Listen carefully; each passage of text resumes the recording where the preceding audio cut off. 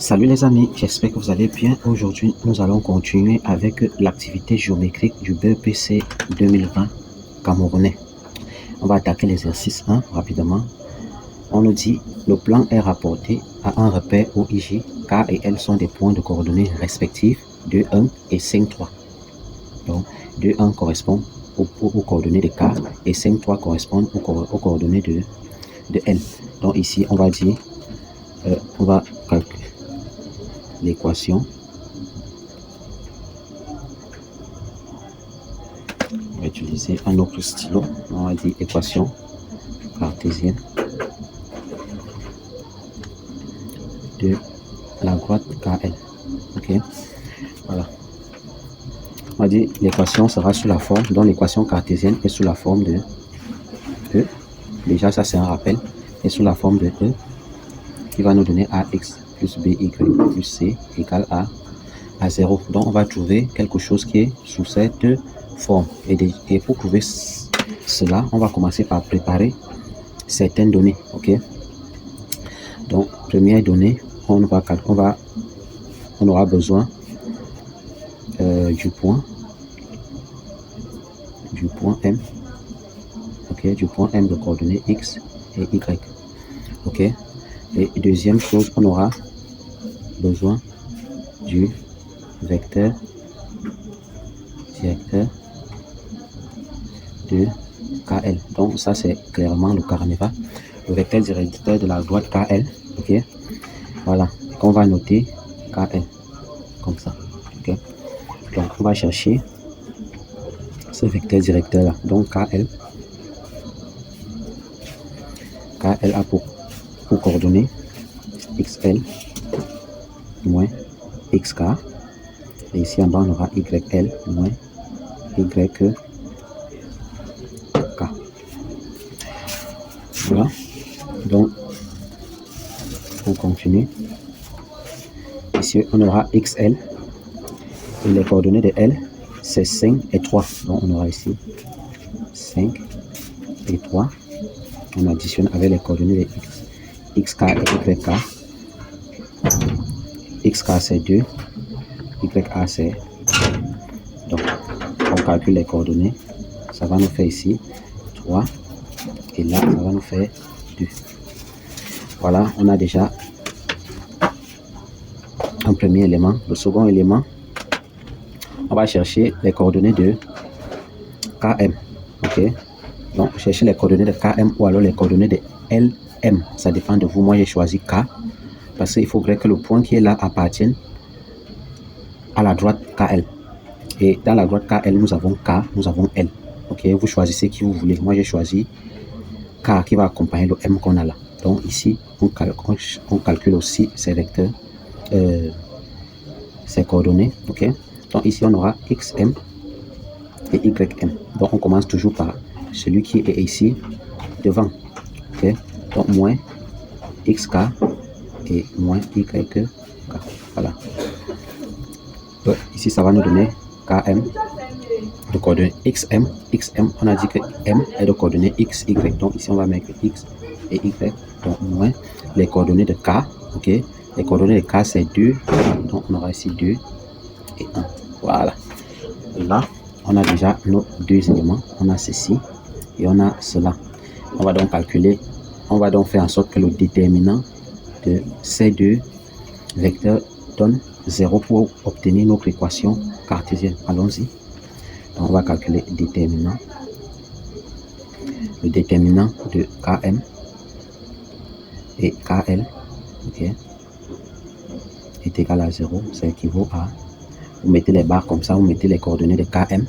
Les coordonnées de KM, c'est X moins 2, c'est ça qu'on a trouvé ici, et Y moins 2. Et les coordonnées de KL, c'est 2, c'est 3 et 2, donc 3 et 2, voilà.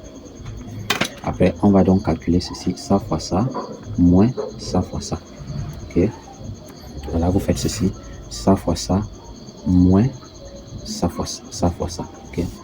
Donc ici, vous mettez égal à 0, donc ici, ça équivaut à ça fois ça, ça fait 2, facteur de X moins 2, ok, moins ça fois ça, ça fait 3, facteur de Y moins 2.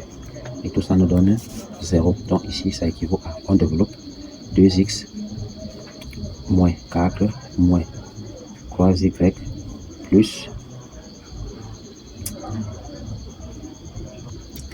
plus, excusez-moi, ici c'est 1, ok, c'est 1, donc c'est le y moins 1 qui est là, donc ça va faire plus 3 qui est égal à 0, alors on arrange moins 4 et 3, donc ici on va avoir 2x moins 3y moins 1 qui est égal à 0, donc ici on a donc notre équation cartésienne de KL, 2x moins 3y moins 1 égale à 0. Voilà comment on procède pour chercher l'équation cartésienne d'une droite. On passe à la prochaine question qui portera sur le coefficient directeur de KL. Alors, pour avoir le coefficient directeur de KL, c'est pas compliqué. On va chercher l'équation réduite qui est sous la forme. On va chercher l'équation réduite. Donc, équation réduite. Ok. L'équation réduite qui est sous la forme. Ok. Y égale à AX plus B. Ok. Donc, A ici sera donc notre coefficient directeur. Voilà, ça sera notre coefficient directeur. Et là, dans notre question, on nous a demandé de choisir parmi les trois. Donc, on va le chercher et on va savoir qui, la personne qu'on a trouvée, on viendra l'identifier parmi les 4 réponses que nous avons là. Donc, ici, on va transformer notre équation cartésienne qu'on a trouvée ici en équation réduite. Donc, allons-y. On a 2x moins 3y moins 1 égale à 0. Ici, ça équivaut à, on a besoin de mettre y de ce côté de l'égalité, comme on voit là, pour avoir l'équation réduite. Donc, on va renvoyer 2x et moins 1 de l'autre côté de l'égalité. Donc, on aura moins 3y qui est égal à, ici, c'est 2x, ça devient moins 2x. Et là, c'est moins 1, ça devient plus 1.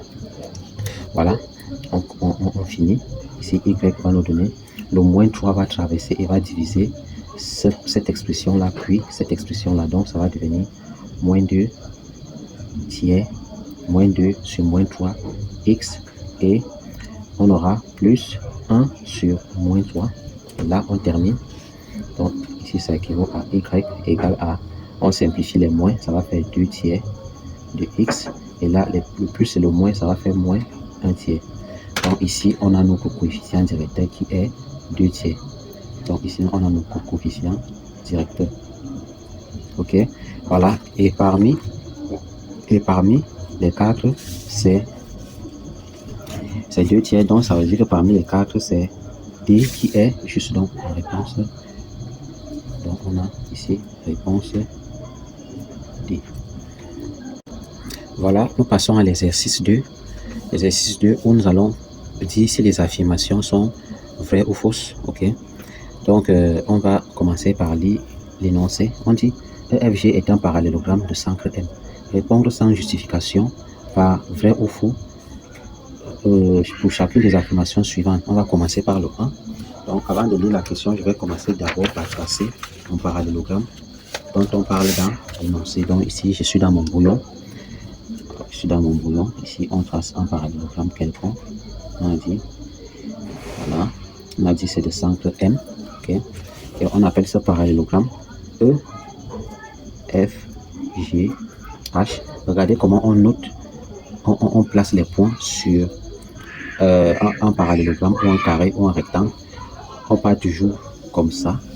Et je vois souvent les élèves, voilà, E, F, G, H. Je vois souvent les élèves mettre E, F. Après, ils viennent mettre G ici et H là. Non, c'est directement comme ça. E, F, G, H. Voilà comment on place les points lorsqu'on vous donne l'énoncé comme ça. Ok, voilà. Donc, on va commencer par répondre aux questions. On dit G est l'image de E par la translation de vecteur EF. Donc, on dit G est l'image de E par la translation du vecteur EF. Donc, on écrit D de EF. Voilà. D de EF, qui est l'image. L'image, c'est F. L'image, c'est F. Donc, l'antécédent, c'est H. Donc, ici, on met l'antécédent. OK. Pardon, je suis sur l'exercice 1. Pardon, ici, c'est G plutôt. Donc, c'est G là. Et ici, l'image de G, pardon, si c'est TEF de E, on a dit TEF de E égale à G, voilà. Donc on dit que G est l'image, donc G, voici la position de l'image et voici la position de l'antécédent. Donc je vais noter ici image et antécédent, voilà.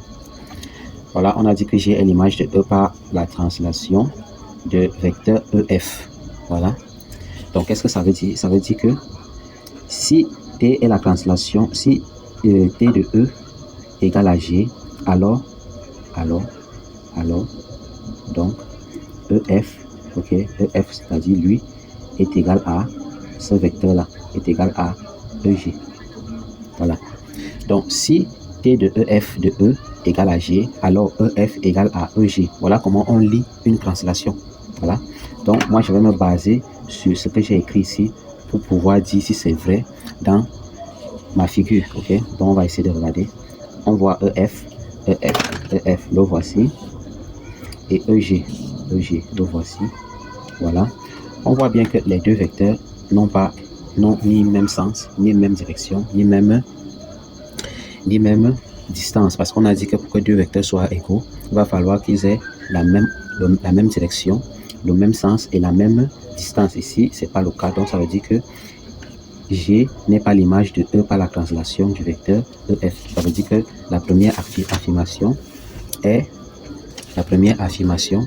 fausse. Donc ici on va mettre fausse. Voilà, la première affirmation est fausse. On va passer rapidement à la deuxième question. Ici on dit F est l'image de H par l'homothétie de centre M et de rapport 2,5. Donc on revient sur notre figure qu'on a là. Ok. On dit l'homothétie, on le note souvent H. Ok. H de, on a dit H de H égale à F parce que F est l'image. Vous avez donné la position de l'image. La position de l'image, c'est ici. Donc, ici, on aura H. Donc, H de H égale à F. Voilà. On nous a dit que l'homothétie est de centre M. Ça veut dire quoi? Ça veut dire que on va quitter de H. Voilà. Ça va passer par M. OK. Voilà. Pour arriver sur F. Voilà. Et je vais vous donner la définition d'une homothétie par rapport à la situation que nous avons là. Voilà. Donc, H de H égale à F si, je donne la condition, si HM, ok, si HM égale à K fois MF, égale à K fois MF, voilà. Voilà la condition. Et K ici, c'est qui? K ici, c'est le rapport de l'homothétie. Le rapport de l'homothétie, et c'est ça qu'on nous a donné dans notre énoncé qui est 2,5. Donc, ce qu'on va faire, c'est que, est-ce que, d'après la définition là, est-ce que HM égale à 2,5 MF? C'est la question qu'on va se poser. Si c'est ça, ça veut dire que la proposition est vraie. C'est la question qu'on nous a posée. L'affirmation est vraie. Si ce n'est pas le cas, l'affirmation est fausse. Donc, on part tout de suite regarder notre image. On a HM, le voici. Et on a ici MF, le voici. Voilà. On voit bien que les deux vecteurs sont dans le même sens et dans la même direction. Maintenant, est-ce qu'ils ont la même distance? Ok, parce que c'est question de distance ici.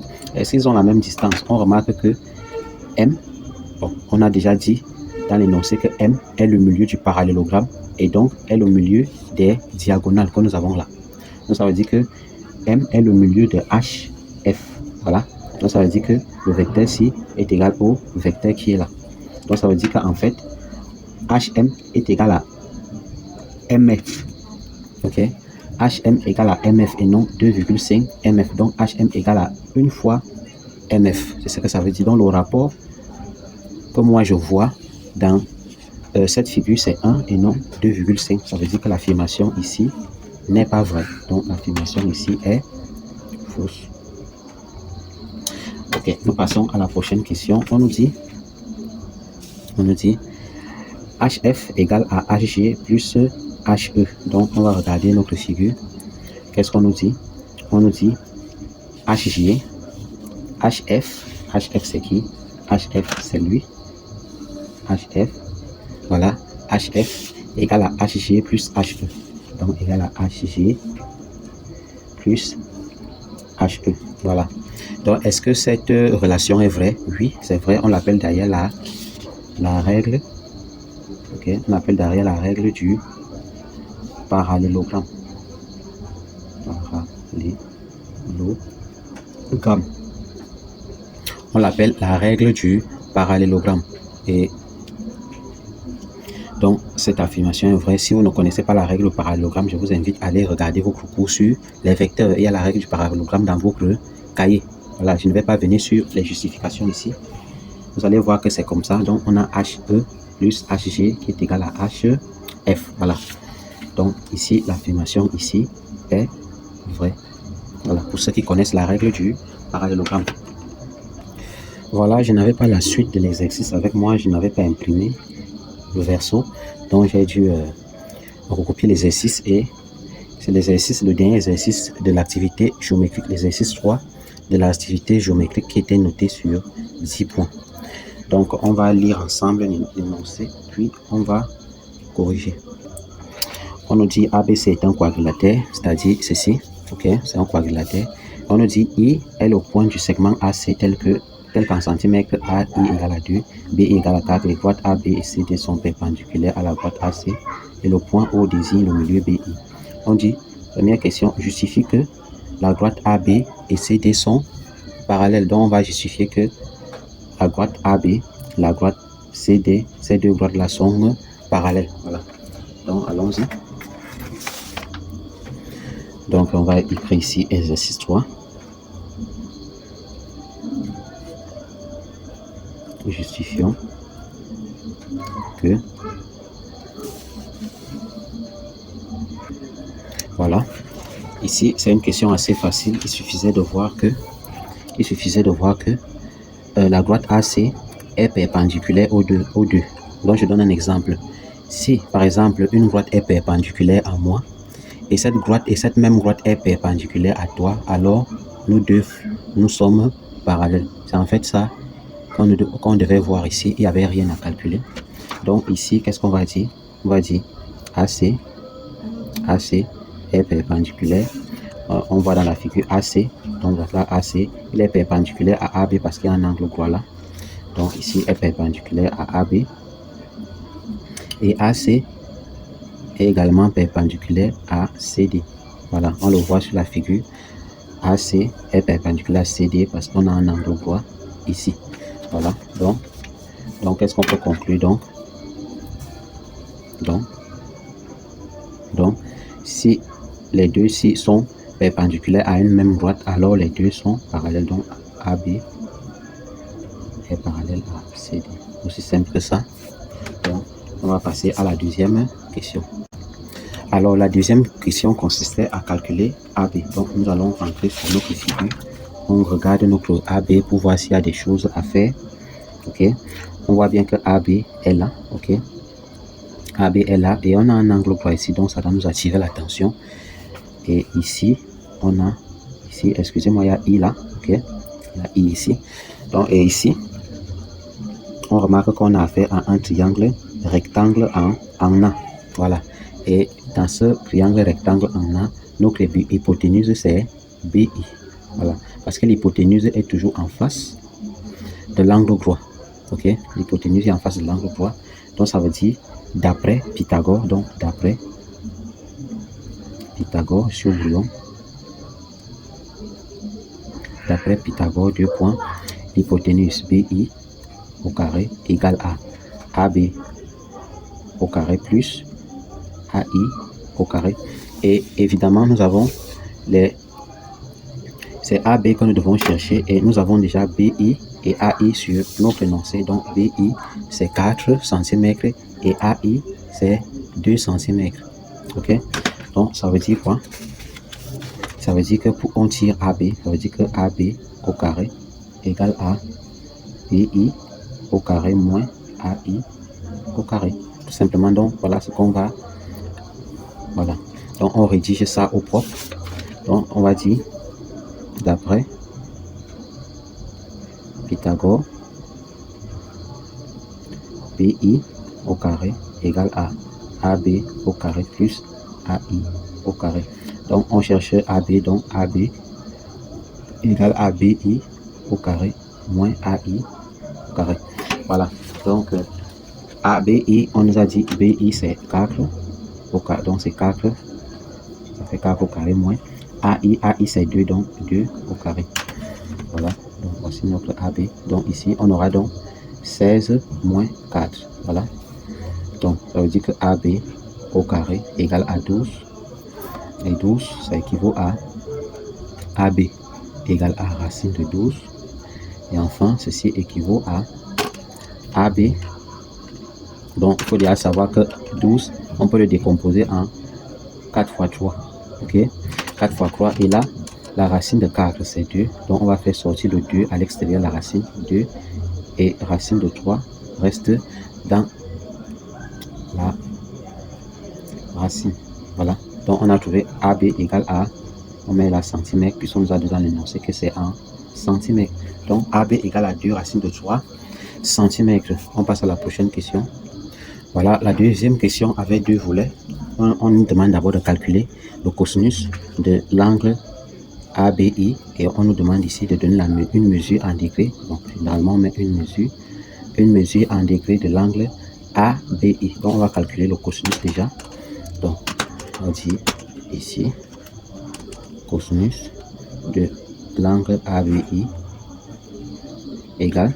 Il faut déjà savoir que ici, le B qui est ici correspond au sommet de l'angle. Au sommet de l'angle, ça veut dire que notre angle sera exactement ici, donc là. Voilà, voilà notre angle, ok. Voilà donc notre angle. Et on avait dit que le cosinus est égal au côté adjacent à l'angle sur l'hypoténuse. Voilà donc sur notre figure, le côté adjacent à l'angle. Le côté adjacent, c'est le côté qui est lié à l'angle. Parce que c'est différent du côté opposé. Le côté opposé n'est pas lié à l'angle qu'on calcule. Par exemple, le côté opposé à cet angle-ci, c'est AI. C'est opposé, il n'y a aucun rapport. Maintenant, le côté adjacent, c'est AB, sans oublier que BI est notre hypoténuse. Donc, ça veut dire que le cosinus de cet angle est égal à AB sur BI. Donc, est égal au côté adjacent sur l'hypoténuse. Donc, on écrit est égal à AB. AB, c'est le côté adjacent et BI est notre hypoténuse. Voilà, ça équivaut, ça nous permet d'écrire que le cosinus de l'angle ABI est égal à, ici AB, ça nous a donné 2 racines de 3, donc on aura ici 2 racines de 3, divisé par BI. BI c'est 4, ok, BI c'est 4, et là on va simplifier 2 et 4, donc ici ça va nous donner racine de 3 sur 2. Donc notre cosinus ABI nous a donné racine de 3 sur 2. Voilà, donc on a calculé notre cosinus. Maintenant on détermine une mesure de l'angle ABI. Donc MES de ABI. Ok, donc si vous connaissez le tableau des angles remarquables, vous allez constater que lorsque le cosinus vaut 3 demi, ok, racine de 3 demi, alors l'angle, l'angle là est l'angle qui correspond au cosinus de 3 racine de 3 demi est 30 degrés, ok, est 30 degrés. Lorsque vous connaissez votre tableau des angles remarquables, ok. Maintenant, pour ceux qui ne savent, connaissent pas le tableau, vous pouvez tout simplement chercher sur la touche calculatrice. Vous devez chercher cette touche. Vous réglez cette touche en degrés, ok, degrés. Et sur votre écran, il y a souvent une écriture vers le haut qui est comme ça, deg, ok. Donc, si je mets votre écran de calculatrice là, il y a souvent deg juste en haut là, ok. Il y a souvent deg, il y a souvent rad, il y a souvent grad, ok. Vous allez remarquer ça que lorsque vous appuyez sur ce bouton, il y a deg, rad et grad. Je vous invite à appuyer pour que ce deg apparaisse. Deg veut dire degré, parce qu'on nous a dit de chercher l'angle en degré. Maintenant, ici, qu'est-ce qu'on fait? On tape racine de 3 sur 2. Racine de 3 sur 2. On appuie sur seconde fonction. Il y a seconde. On appuie sur seconde fonction ou alors sur d'autres calculatrices. c'est Shift. OK. Sur Shift, puis vous appuyez sur cosinus. Voilà, parce que on a calculé le cosinus en haut là, le cosinus de l'angle ABI. Et là, on veut trouver son angle en degrés. Donc voilà le canevas que vous devez suivre si vous ne connaissez pas votre tableau des angles remarquables. Mais pour celui qui connaît son tableau des angles remarquables, il va constater que cosinus de racine de 3 sur 2 correspond à un angle de 30 degrés. Donc voilà.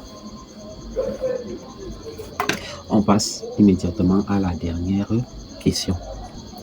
Voilà, la deuxième question a également deux volets. On nous dit de nommer le centre du cercle circonscrit au triangle. OK, au triangle. Le triangle là s'appelle ABI, le triangle rectangle que nous avons dans notre. Voilà, donc on nous dit de calculer ici, de trouver ici, de nommer le centre du cercle circonscrit à ce triangle-ci. Donc ici, on a affaire à un triangle rectangle. Et il faut savoir que le cercle circonscrit est le cercle qui enveloppe notre triangle en touchant les sommets. Donc je vais vous faire un schéma. OK. Si par exemple nous avons notre triangle là, voilà, notre cercle va passer comme ça. Voilà, voilà ce qu'on appelle le cercle inscrit. Donc ça c'est comment on appelle ça? Ça c'est un croquis. C'est pas, je suis pas un dessinateur. Donc ici, voilà ce qu'on appelle un cercle circonscrit. Ça touche les trois sommets de notre triangle. Mais il faut savoir que le triangle est un cas particulier lorsqu'il est inscrit dans un cercle. OK? Lorsqu'il est circonscrit par un cercle. OK? Donc sa particularité, c'est que l'hypoténuse de notre triangle rectangle devient le diamètre du cercle circonscrit.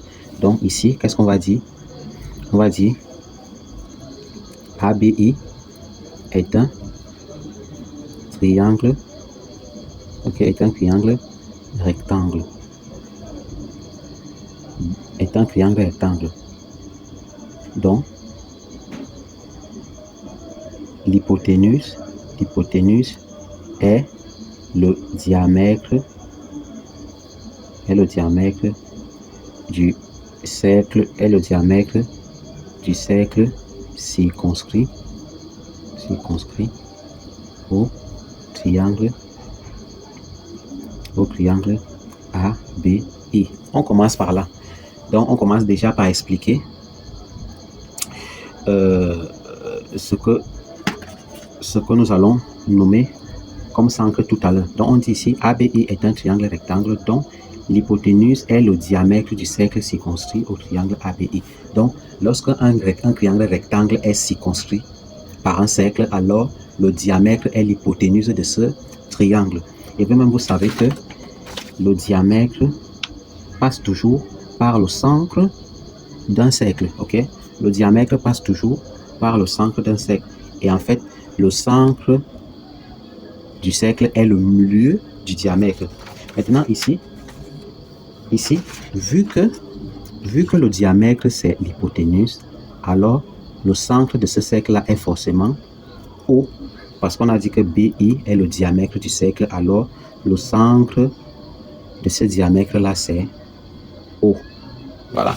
Donc ici, on va dire donc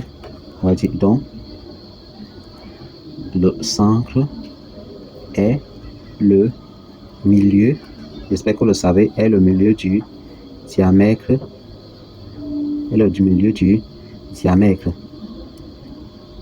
Voilà. Et le diamètre là, c'est qui? C'est B est le milieu du diamètre BI. Donc, le point O. Donc, on a trouvé. Voilà. Voilà, donc on a déjà nommé le centre du cercle circonscrit au triangle ABI. Donc, le centre là, c'est le point O. Voilà, on passe à la dernière question. On dit la mesure en degrés de l'angle AOI. Voilà, ici, AOI. Donc ici, on aura quelque chose comme ça. Voilà, on aura quelque chose comme ça. Voilà l'angle AOI. Et là, on a l'angle ABI. Voilà, ici, on aura quelque chose comme quelque chose qu'on a déjà vu en classe, la notion d'angle au centre. Parce que comment est-ce que je vois ça? Parce que notre cercle va passer par ici. Ok, notre cercle va passer comme ça. Moi, j'essaie de schématiser. Et là, B est sur le cercle et O est sur le centre du cercle. C'était un indice pour trouver l'angle. Et vous connaissez la notion d'angle au centre. J'espère que vous le savez. Donc, l'angle au centre est égal à 2 fois cet angle-ci. Ok? Voilà. Donc, on va écrire mesure de l'angle au centre. L'angle au centre qu'on nous demande de calculer, AOI, est égal à 2 fois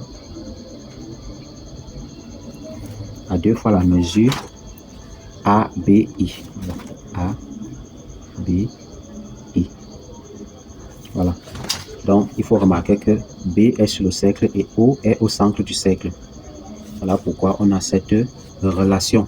Donc, si vous ne savez pas ce que veut dire cette relation, allez voir rapidement votre cours sur les angles inscrits dans un cercle. Voilà, les angles inscrits. OK. Voilà, donc ici, on a déjà cette relation-là. Et on a vu que ABI nous a donné 30 degrés. OK. Donc, ABI nous a donné 30 degrés. Donc, ça veut dire que MES de AOI égale à 2 fois 30 degrés, qui est tout simplement, qui équivaut à MES de AOI est égal à 60 degrés. Donc, on a trouvé la mesure de l'angle AOI. Et c'est tout pour l'activité géométrique. Si vous avez aimé la correction, merci de liker, de vous abonner et surtout de partager à vos camarades. Et si vous avez des questions concernant cet exercice, concernant une incompréhension, je vous prie de mettre ça en commentaire et je vous ferai le plaisir de vous répondre par un moyen que je trouverai sûr pour que vous compreniez. Alors, je vous dis à très bientôt pour la correction des évaluations, de l'évaluation des compétences.